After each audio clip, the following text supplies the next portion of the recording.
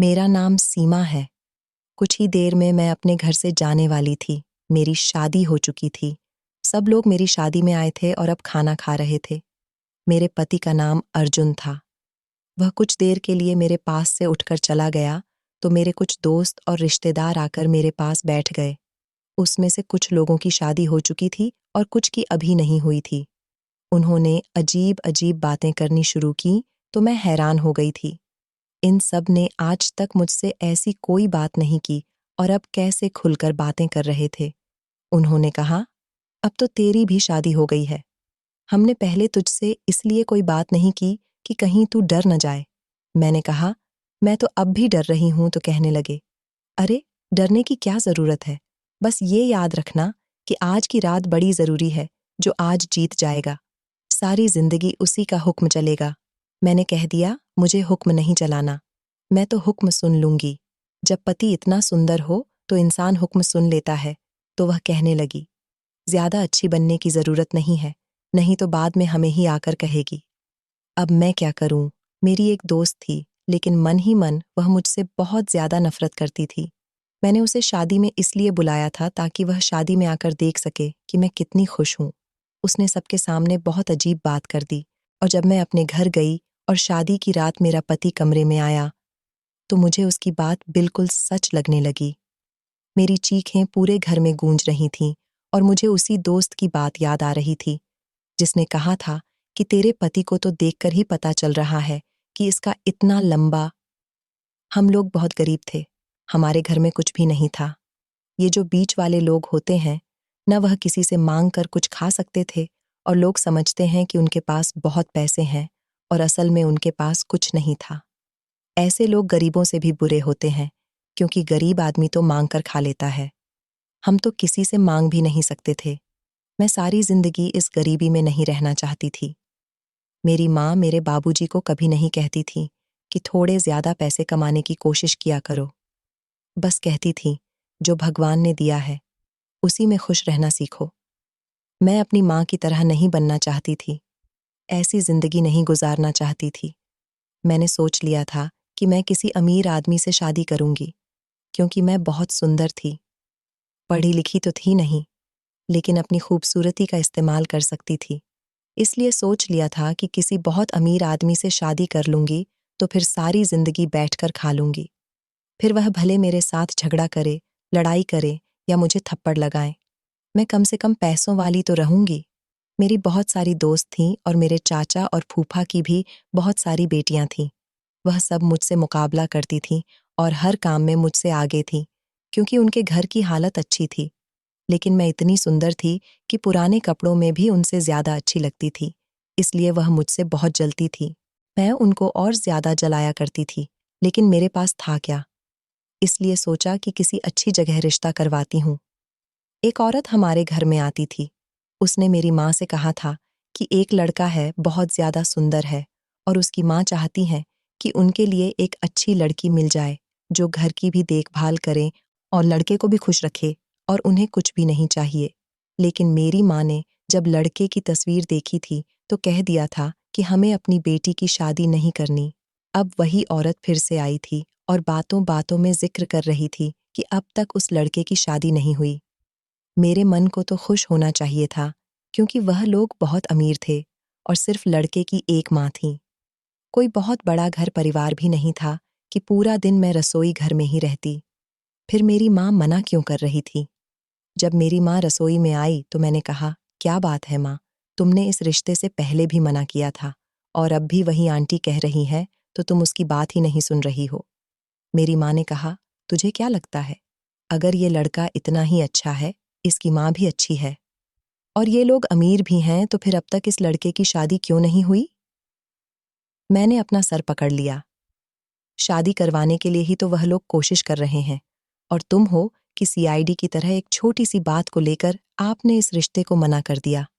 तुम उनसे जाकर कह दो हमें रिश्ता करना है। मेरी माँ हैरान रह गई और उसने मुझसे पूछा, तू शादी करना चाहती है? उन्होंने लड़के की तस्वीर भी मुझे दिखाई थी। तस्वीर में भी लड़का बहुत ज्यादा अच्छा लग रहा था। आम लड़कों से थोड़ा सा अलग लग रहा था क्योंकि बहुत ज्यादा गोरा था और ऐसा लगता था कि जैसे बहुत ही ज्यादा नाजुक है। मैंने कहा, और क्या? मेरे लिए किसी मजदूर की शक्ल वाले काले से लड़के का रिश्ता आता तो क्या तुम मान जाती? इतना सुंदर आदमी है, बस इसी से मेरी शादी करवा दो। अमीर आदमी ऐसे होते हैं, उनके हाथ पांव मिले नहीं होते। मेरी माँ ने कहा कि अब तू खुद कह रही है कि मेरी शादी करवा दो, लेकिन मुझे कुछ गड़बड़ लग रही है। मैंने कहा, कोई गड़बड़ नहीं है, और उस वक्त मेरी हालत ऐसी थी कि अगर कोई गड़बड़ होती भी तो मैं कहती कि मेरी प्रॉब्लम है, मैं देख लूंगी। तुम बस मेरी शादी करवा दो, और आबादी देखी है हमारे देश की। इतने अमीर घर का लड़का कभी नहीं मिलता, और हमारे घर में था ही क्या, कुछ भी नहीं था। फिर भी उन लोगों का फोन आ गया और उन्होंने कहा, हम आपकी बेटी को देखने के लिए आना चाहते हैं। आपको कोई आपत्ति तो नहीं है? मेरी माँ ने कहा, नहीं। मेरी माँ बाद में कहने लगी कि बात तो बड़े अच्छे तरीके से कर रही थी। जब वह लोग आए तो लड़का साथ नहीं था, उसकी माँ और एक बुआ भी थी। वह भी बहुत अच्छे तरीके से बात कर रही थी।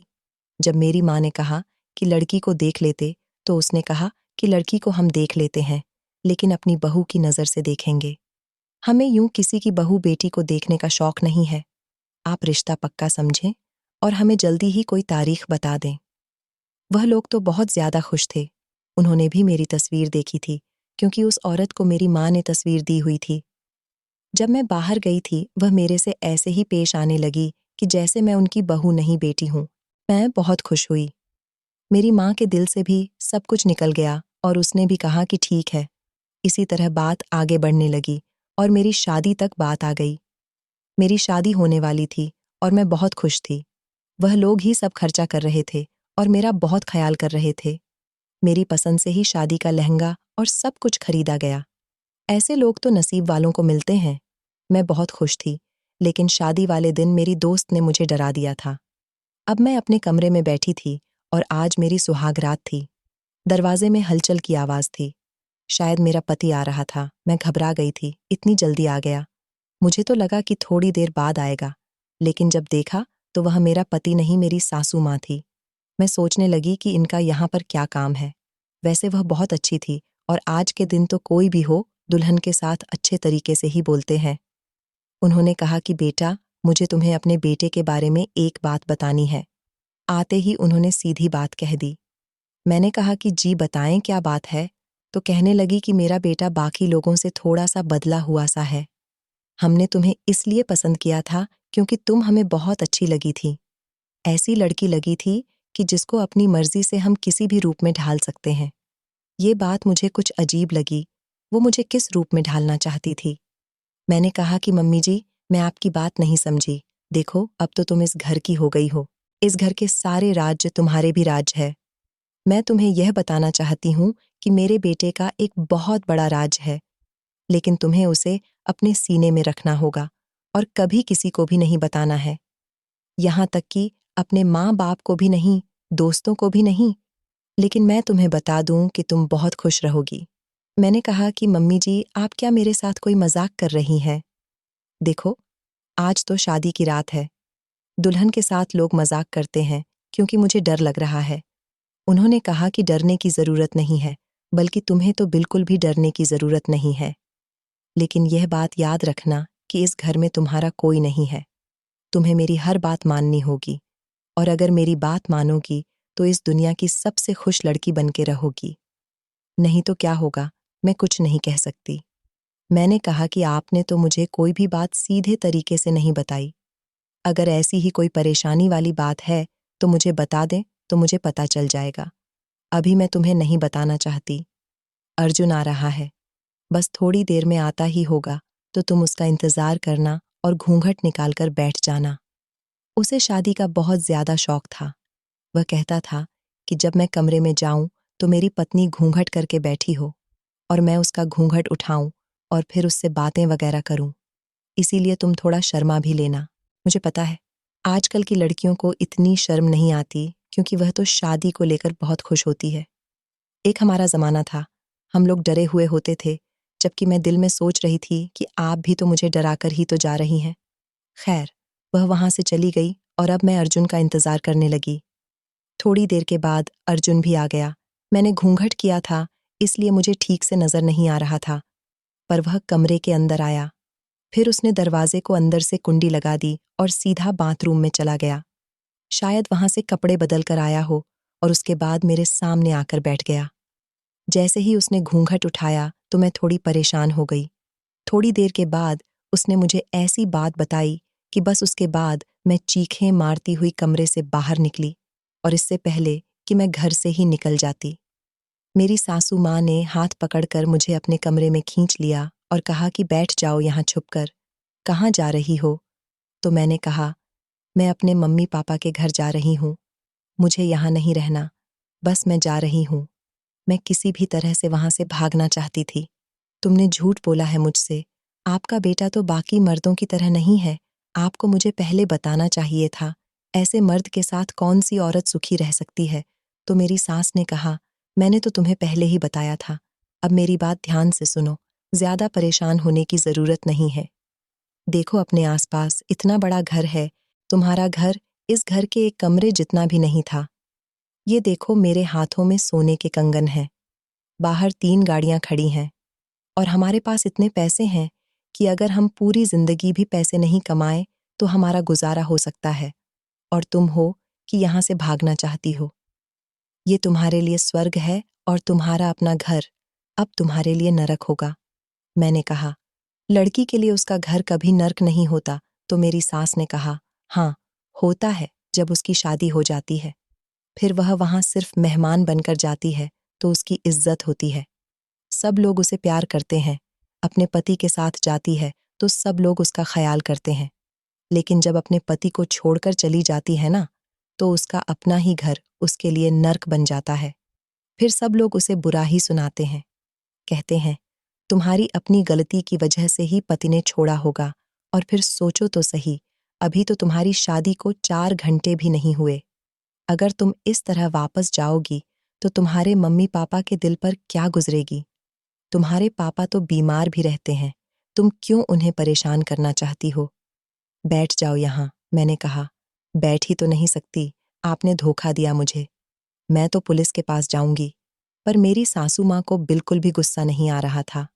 उसने कहा, तुम फिक्र मत करो, सब कुछ ठीक हो जाएगा। और उसने मुझे पानी पिलाया। मुझे नहीं पता था कि पानी में नींद की दवा थी या क्या था, क्योंकि इतनी परेशानी में किसी को नींद कैसे आ सकती है। लेकिन मुझे नींद आ गई थी। जब मेरी आंख खुली तो मैं अपने कमरे में थी और मेरा पति मेरे पास बैठा था। मैं डर कर उठ गई।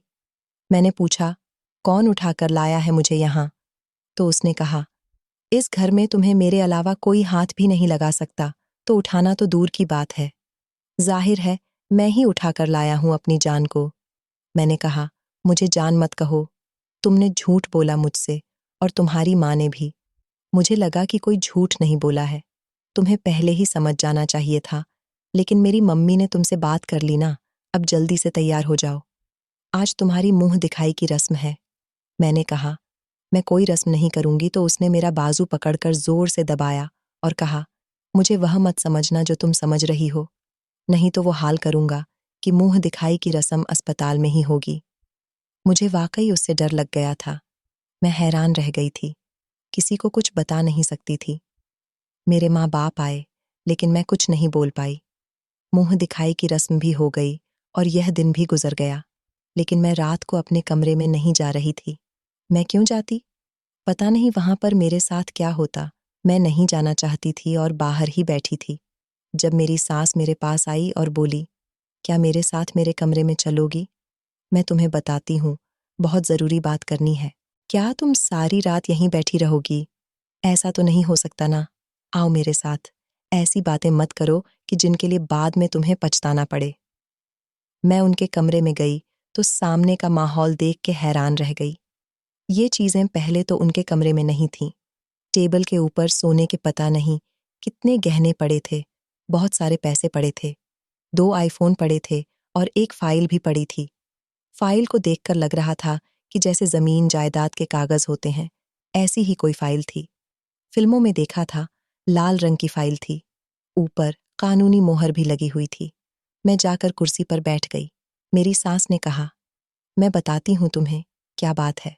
और उसने मुझे कहा कि यह सामान जो यहाँ पड़ा है, लाखों का नहीं, करोड़ों का है। ये सब तुम्हारा है, तुम उठाकर अपने साथ ले जाओ। तुम इस सारे सामान का क्या करोगी? मैं तुमसे एक दफ़ा भी नहीं पूछूंगी। इसमें बहुत बड़ा बंगला है। उसके बाद ही और कुछ हैं। गहने हैं, सोने और हीरे के। बहुत सारे पैसे हैं। 2 आईफ़ोन हैं जो तुम अपने इस्तेमाल के लिए रख सकती हो, और अगर तुम्हें कुछ और भी चाहिए तो वह भी मांग सकती हो। इसके अलावा तुम्हारे कमरे में ब्रांड के कपड़े, सोना, चांदी, क्या-क्या पड़ा है जो तुमने देखा ही नहीं और तुम यहाँ से भागने की कोशिश में लगी हो। बस तुम्हें बदले में एक काम करना होगा। मैंने इन सभी चीज़ों को कभी सपने में भी नहीं देखा था, लेकिन आज ये सारी चीज़ें मेरे सामने पड़ी थीं। लेकिन यह मामला इतना ज़्यादा सीधा नहीं था। बात इतनी बड़ी थी कि सब कुछ अपनी आँखों के सामने देखते हुए भी मैंने सवाल किया कि मुझे क्या करना होगा, जबकि मैं जितना इन चीज़ों के लिए तरस रही थी। मुझे तो सवाल भी नहीं करना चाहिए था, पर फिर भी मैंने सवाल किया क्योंकि मेरी ज़िंदगी का सवाल था। उसने कहा कि बस तुम्हें मेरे बेटे को खुश रखना होगा। सिर्फ इतना ही नहीं, जहाँ कहोगी, वहाँ तुम्हें ले जाएंगे। दुनिया के जिस कोने में हनीमून मनाने के लिए जाना चाहोगी, तो मैं भेज दूंगी। और इसके अलावा भी तुम्हें बहुत कुछ मिलता रहेगा, जो मांगोगी, वो मिलेगा। बस मेरे बेटे को खुश रखना और उसकी ज़िंदगी से नहीं जाना। और यह बात किसी को भी मत बताना। उस कमरे में क्या होता है और क्या होगा? मैंने कहा कि मुझे सोचने के लिए समय चाहिए, तो मेरी सास ने कहा कि नहीं, समय नहीं है। अभी सोचकर बताना होगा। मैं सोच में पड़ गई।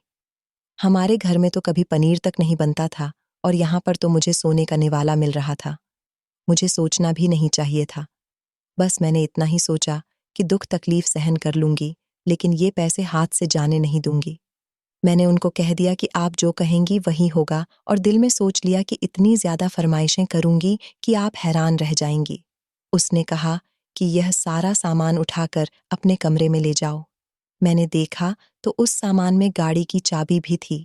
मैंने कहा कि कौन सी गाड़ी है, तो मेरी मम्मी जी ने जब बताया कि रेंज रोवर, मैं हैरान ही रह गई। मैंने वह सामान उठाया और अपने कमरे में चली गई, लेकिन सामने ही मेरा पति बैठा था और मुझे अजीब नज़रों से देख रहा था। उसने कहा कि हो गई तुम्हारी परेशानी खत्म। ऐसे बोल रहा था कि जैसे कि छोटी सी बात है, जैसे मैंने कहा हो कि मुझे घर के काम नहीं करने और मम्मी जी ने नौकरानी रख दी हो। मैंने कहा कि हाँ, तकरीबन हो ही गया है। उसने कहा कि फिर आ जाओ मेरे पास, और अब नखरे करने की ज़रूरत नहीं है। लेकिन 1 हफ्ते के बाद फिर से मेरी वही हालत हो गई। मैं इस रिश्ते से और इस घर से भागना चाहती थी। मेरी सासू माँ ने मुझे कहा कि तुम पागल तो नहीं हो गई हो, ऐसी लड़की मैंने आज तक नहीं देखी। गरीब घर से लड़की इसीलिए लाई थी ताकि वह ज्यादा बातें न करे, और तुम हो कि इतना कुछ मिलने के बाद भी बार बार इस तरह की हरकतें कर रही हो।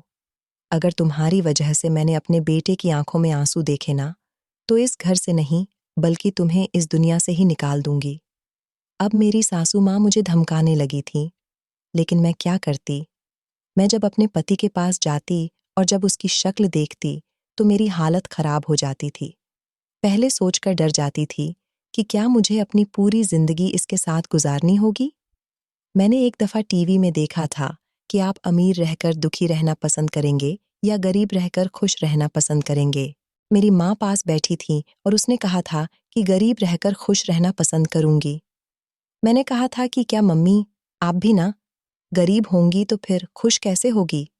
तो मेरी माँ ने कहा, ये जो अमीर लोग होते हैं, उनके पास सिर्फ पैसे होते हैं। वे बड़े बड़े घरों में रहते हैं और बड़े बड़े आंसू बहाते रहते हैं, क्योंकि वे सारा समय पैसे कमाने में ही गुजार देते हैं।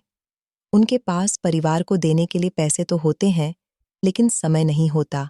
और एक बात मेरी याद रखना, जिस इंसान को पैसे का लालच होता है, उसकी उम्र बड़ी कम होती है। जब उसे पैसे मिल जाते हैं और वह अपने दिल में दबे सारे सपने पूरे कर लेता है, तो फिर उसे प्रेम की ज़रूरत होती है, लेकिन फिर उसे प्रेम नहीं मिलता, और फिर उसे पैसों से भी नफरत हो जाती है। मेरे साथ भी यही हुआ था। मैंने आईफोन इस्तेमाल किया, बहुत सारी शॉपिंग कर ली, अपनी पसंद की जगह पर खाना खा लिया, अपने घर वालों के लिए भी काफ़ी कुछ खरीद लिया। इधर उधर फिर लिया, इतनी शॉपिंग की कि सामान रखने की जगह नहीं थी। लेकिन अब मेरे दिल में और कोई शौक नहीं था। सपना यह था कि मैं अपने पति के साथ एक अच्छी जिंदगी गुजार सकूं। लेकिन अर्जुन के साथ मेरी जिंदगी कभी भी अच्छी होने वाली नहीं थी।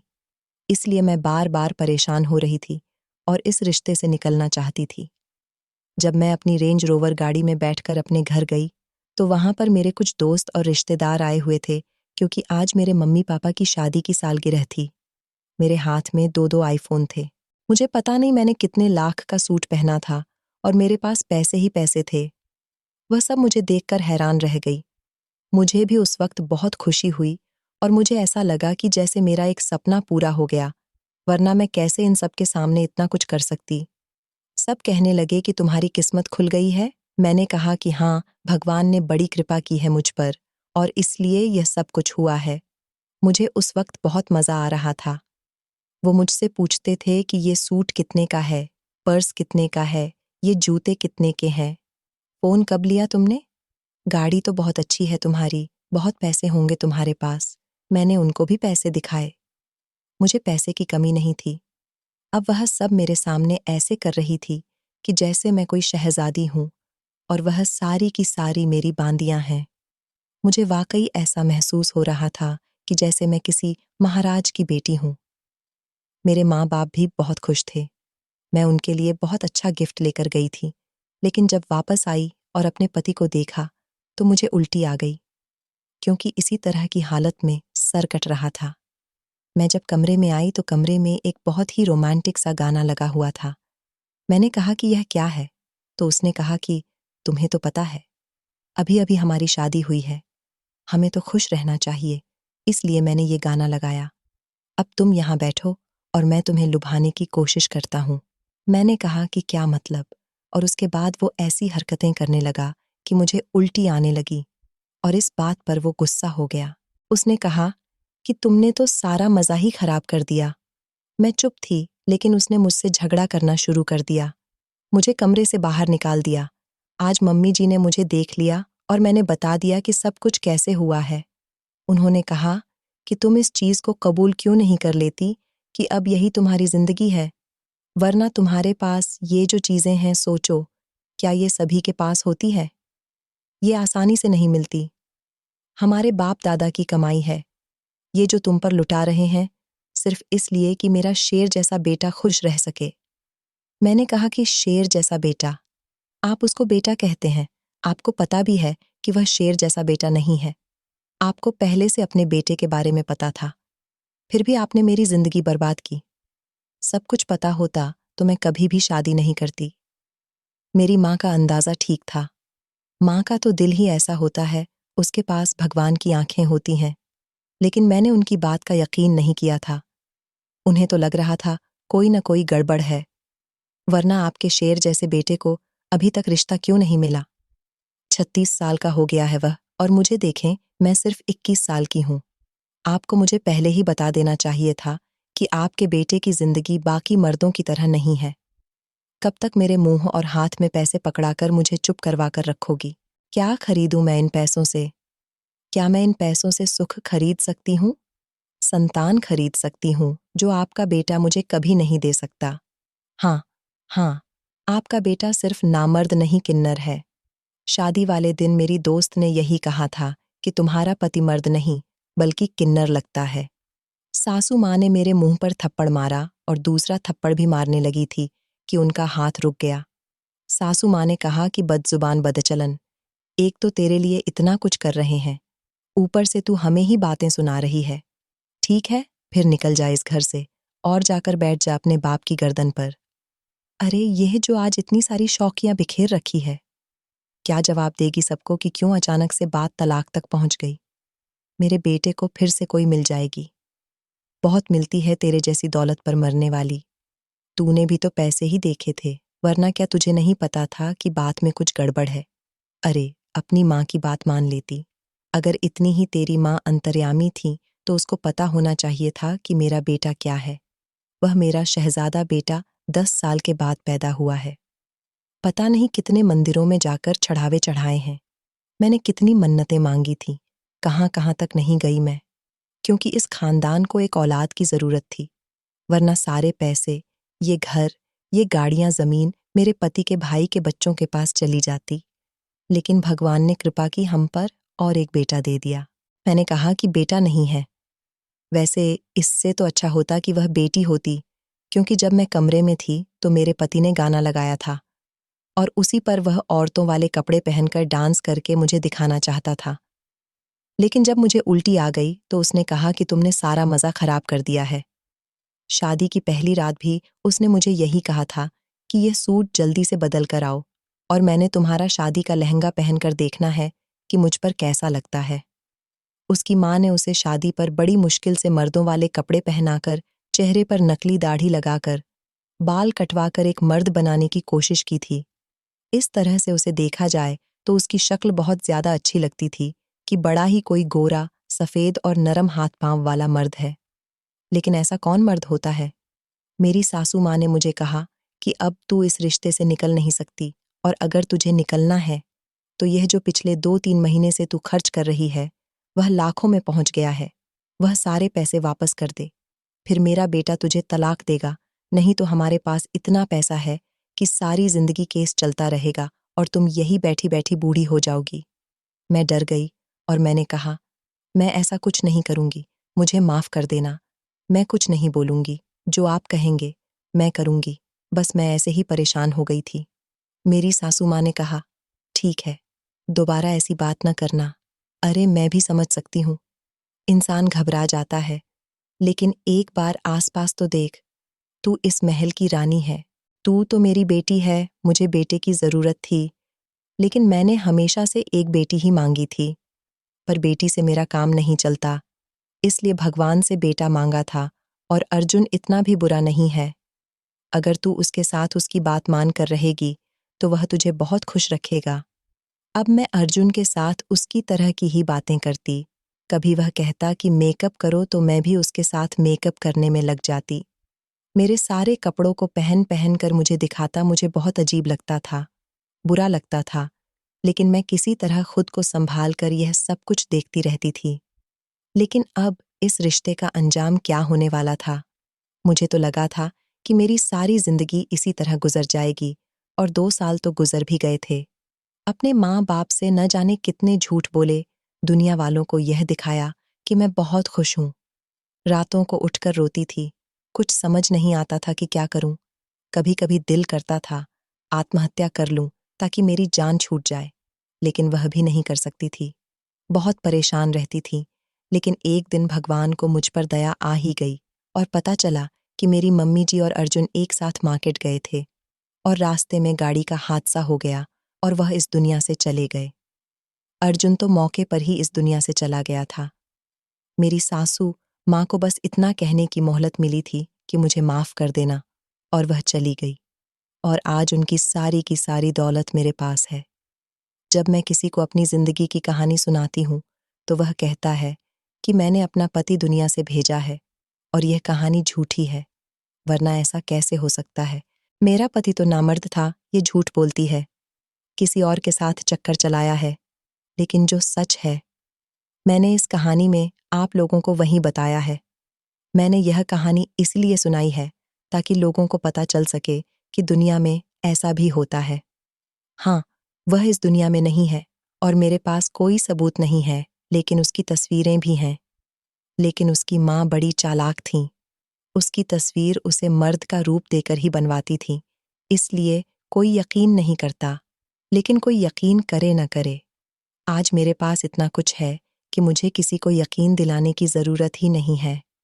मैंने अपने माँ बाप को भी अपने साथ ही रखा है और अब तक किसी से शादी नहीं की है, क्योंकि इस बात को 3 साल हो गए हैं और अभी मेरी उम्र 26 साल है। मैं किसी से शादी करना चाहती हूँ और ज़रूर करूँगी, लेकिन मुझे कोई ऐसा चाहिए जो मुझसे प्रेम करे, मेरी दौलत से नहीं। और मुझे नहीं लगता कि ऐसा कोई होगा, क्योंकि मुझे भी तो सज़ा मिलेगी। ये जो पैसे होते हैं ना, ये इसी तरह के होते हैं, कुछ पाने के लिए कुछ खोना पड़ता है। आज मेरे पास सब कुछ है, लेकिन मुझे सच्चे दिल से प्रेम करने वाला कोई भी मर्द मेरी जिंदगी में नहीं है और मैं इंतजार कर रही हूँ, क्योंकि मेरे कुछ सपने और इच्छाएं हैं जो मैंने अपने लिए देखे थे। मेरे माँ बाप खुश हैं, उन्होंने जो चाहा मैंने उनको लेकर दिया। वह अच्छी जगह रहते हैं, अच्छे घर में रहते हैं, उनको भी असली बात का पता ही नहीं है। बताओ भी तो वो भी यकीन नहीं करेंगे। बस जिंदगी गुजर रही है। लेकिन आखिर में यही कहना चाहूंगी कि पैसों से आप खुशी नहीं खरीद सकते। पैसों से आप सिर्फ चीजें खरीद सकते हैं और चीजें आपको कभी खुश नहीं करती। आपको तो इंसान खुश करते हैं। बस इसलिए यह कहानी भी सुना रही हूं कि मेरे लिए प्रार्थना करें और मुझे बताएं कि मैं क्या करूं। मेरी तो गलती नहीं थी। मैंने तो इतना बर्दाश्त किया था। दोस्तों, इस कहानी के बारे में आपकी क्या राय है? आपको ये वीडियो कैसी लगी कमेंट करके ज़रूर बताएं। धन्यवाद। जय श्री राम।